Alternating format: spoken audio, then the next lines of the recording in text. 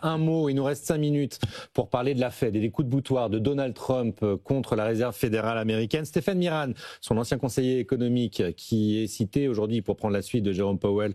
La Fed a été auditionnée cette nuit par le Congrès américain. Il a été secoué par les démocrates notamment sur la question de l'indépendance de la Fed. Cette question, elle inquiète énormément les économistes. Donc je commence par les deux économistes autour de la table. Un mot assez rapide, il ne nous reste que 5 minutes simplement. Est-ce que c'est dangereux, Danny Lang, ces coups de boutoir, ou finalement, est-ce que les banques centrales ont toujours été au service de la croissance finalement? Non, mais la Banque centrale américaine est très différente des autres banques centrales dans la mesure où elle a un mandat avec 4 objectifs, et dont les deux principaux sont l'inflation et la croissance, et le chômage, quoi.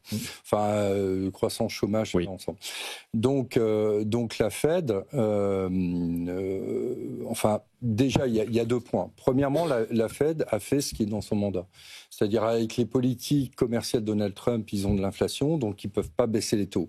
Or, comme ils ne baissent pas les taux, ils estimaient que jusqu'à présent, il n'y avait pas de problème d'emploi, et ce n'est pas totalement faux. Les politiques de Biden ont fait leurs effets. Ça fonctionnait assez bien. Maintenant, il commence à y avoir un problème de chômage, même si Donald Trump a viré la personne qui s'occupe de l'institut. Il prévu une baisse des taux au mois de septembre.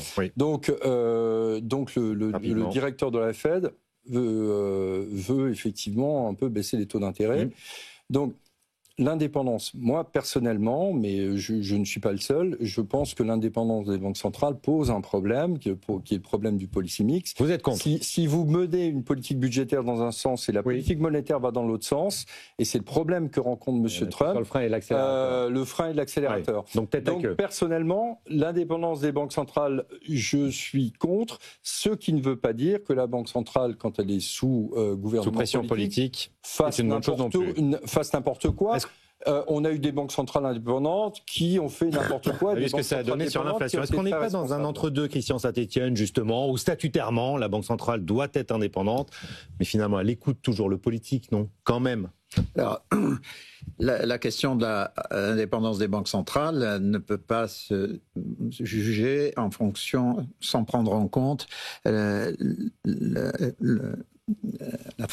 façon dont les institutions politiques sont faites. Aux États-Unis, vous avez une banque centrale indépendante, mais avec un État fédéral unique.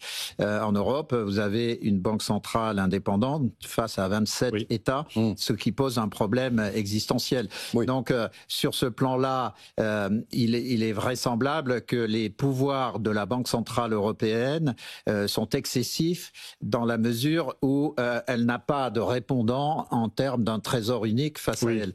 Ceci étant, quand on regarde la politique de la Banque centrale, il faut aller dans les détails, on n'a pas le temps, mais la Banque centrale européenne actuellement est en train de réduire son portefeuille de titres publics à une vitesse accélérée. Une partie de l'augmentation des taux longs vient de la politique de la Banque centrale. Et là, on devrait pouvoir avoir la capacité de rentrer dans ces éléments de politique pour dire à la Banque centrale, c'est pas le moment d'aller aussi vite. Et notamment, je termine par là, la France a perdu en influence politique au niveau de l'ensemble de l'Europe, mais à l'intérieur de la Banque centrale européenne, puisque Lagarde n'est présidée par une Française quand même, n'est que le porte-parole des intérêts de l'Europe du Nord. C'est pas un Draghi qui est capable d'imposer sa volonté. Et de ce point de vue, elle ne s'oppose pas à quelque chose d'extrêmement vicieux qui était à nouveau. Je suis désolé, je suis pas là pour faire la pub des Échos, mais il y avait un très bel article dans les Échos sur ce point.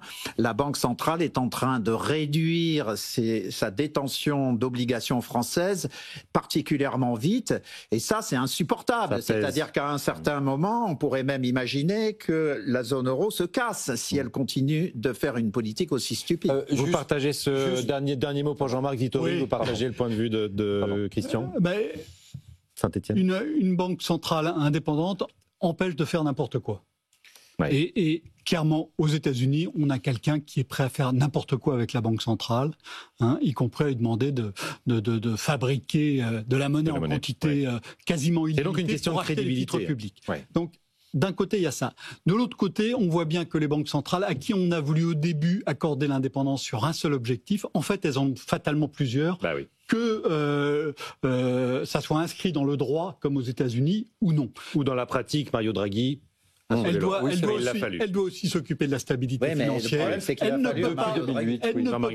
ne pourra pas ne pas prendre en compte les conséquences du changement climatique sur les marchés financiers. Donc elle se retrouve à devoir arbitrer entre plusieurs objectifs. Or, l'arbitrage entre plusieurs objectifs, c'est fondamentalement une prérogative du politique. Exactement. Mais donc il manque un trésor, effectivement. Il y a une contradiction fondamentale.